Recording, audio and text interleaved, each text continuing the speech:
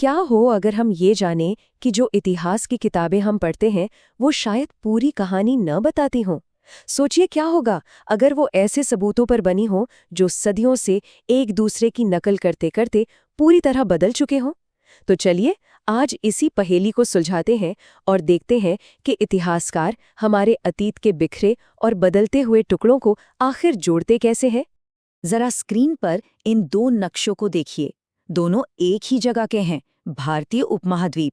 लेकिन इनके बीच पूरे 600 साल का फासला है। जो बाईं ओर है वो 12वीं सदी का नक्शा है और ये एक ऐसी दुनिया दिखाता है जो हमें लगभग उल्टी लगेगी। दक्षिण भारत वहां है जहां हम उत्तर भारत को देखने की उम्मीद करते हैं, और श्रीलंका वो तो एकदम ऊपर है। अब दाईं ओर का नक्शा देखिए, जो 600 साल बाद का है। ये हमें आज के नक्शे जैसा जाना पहचाना सा लगता है। ये सिर्फ दो अलग अलग तस्वीरें नहीं हैं। असल में ये एक बहुत बड़ा सवाल खड़ा करती हैं।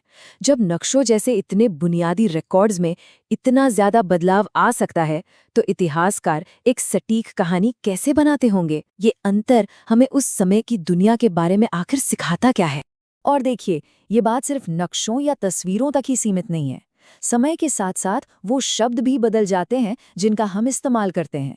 जो शब्द आज हमारे लिए आम है, हो सकता है कि सदियों पहले उनके मतलब बिल्कुल अलग रहे हों। इस स्लाइड में एक बहुत ही दिलचस्प उदाहरण है हिंदुस्तान शब्द का। आज तो हम इसे हमारे आधुनिक देश भारत के तौर पर जानते हैं, लेकिन 13वीं शताब्दी में जाइए तो इतिहासकार मिन्हाज-ए-सिराज के लिए इसका मतलब सिर्फ पंजाब, हरियाणा और गंगा यमुना के बीच का इलाका था। वहीं 16वीं शताब्दी में बाबर ने इस शब्द का इस्तेमाल इस पूरे उपमहाद्वीप के भूगोल और संस्कृति को बताने के लिए किया जिसमें दक्षिण भारत का जिक्र तक नहीं था। विदेशी जैसा एक सीधा साधा शब्द ले लीजिए। आज हमारे लिए इसका मतलब है कोई ऐसा इंसान जो भारतीय न हो, लेकिन मध्य युग में इसका मतलब कुछ और ही था। इसका मतलब था कोई भी अनजान व्यक्ति जो किसी गांव के समाज या संस्कृति का हिस्सा न हो।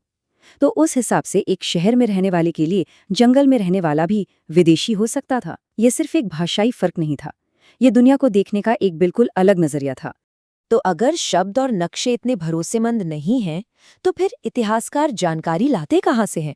इसका जवाब है ज्यादातर पांडुलिपियों से। लेकिन ये जो हाथ से लिखे हुए दस्तावेज हैं, ये अपने साथ एक अलग ही चुनौती लेकर आते हैं। प्रिंटिंग प्रेस के आने से बहुत पहले हर किताब को लिपिकों यानी स्क्राइब्स के हाथों से नकल करके बनाया जाता था। इसका मतलब है कि हर किताब अपने आप में एक अनोखी कलाकृति थी और हर कॉपी थोड़ी बहुत अलग थी। और ये पूरी प्रक्रिया गलतियों से भरी होती थी, जिससे इतिहासकारों के लिए ये जानना बेहद मुश्किल हो जाता है कि मूल लेखक ने असल में लिखा क्या था। इसे समझने का एक बहुत ही आसान तरीका है। सोचिए कि आप अपने किसी दोस्त का होमवर्क कॉपी कर रहे हैं। कभी कभी लिखावट समझ में नहीं आती और आपको अंदाज़ा लगाना पड़ता है। बस आपके लिखे हुए में और दोस्त के लिखे हुए में छोटे छोटे लेकिन ज़रूरी अंतर आ जाते हैं। और ये प्रक्रिया हमें दिखाती है कि कैसे गलतियां बढ़ती चली जाती थीं।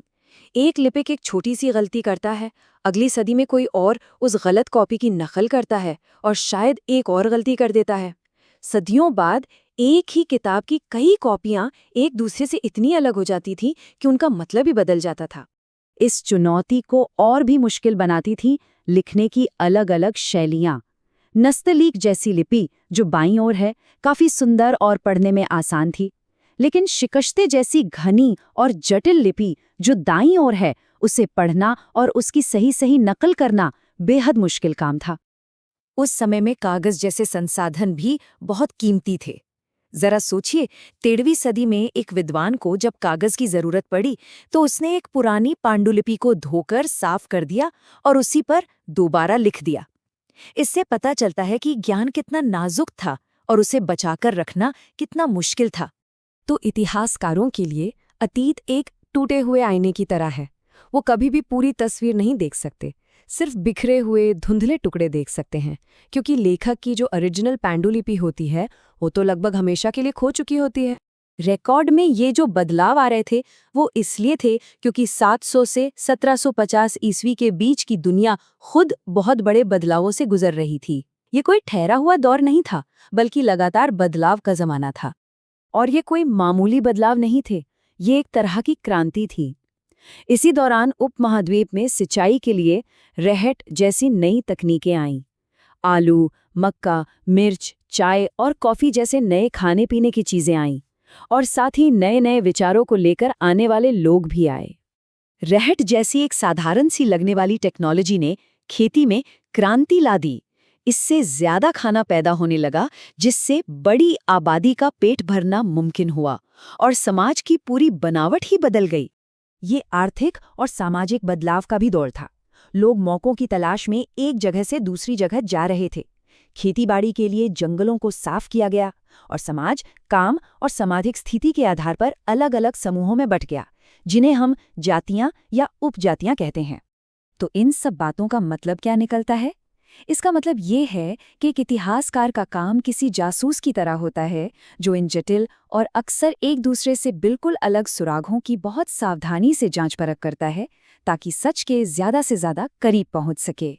इसी को इतिहास लेखन कहते हैं, यानी ये समझना कि इतिहास सिर्फ तथ्यों का कलेक्शन नहीं है, ये जानना कि हर स्रोत एक खास समय और जगह से आता है। असल में इतिहास वो नहीं है जो हुआ, बल्कि ये वो है जो हम सोचते हैं कि हुआ, हमारे पास मौजूद सबूतों के आधार पर। आखिर में हम ये कह सकते हैं कि अतीत कोई सीधी सपाट कहानी नहीं है जिसे बस पढ़ा जा सके। ये एक बहुत ही जटिल पहेली है, जिसे अधूरे और बदलते हुए टुकड़ों से बड़ी सावधानी से जोड़कर बनाया जाता है। और ये हमें एक बहुत ही दिलचस्प सवाल पर लाकर छोड़ देता है। अगर 1000 साल पहले के इतिहास को समझना इतना मुश्किल है, तो सोचिए कि आज से 1000 साल बाद इतिहासकार हमारे इस डिजिटल युग को कैसे समझेंगे, जहां जानकारी बनती भी है और मिटती भी है, बस एक पल में।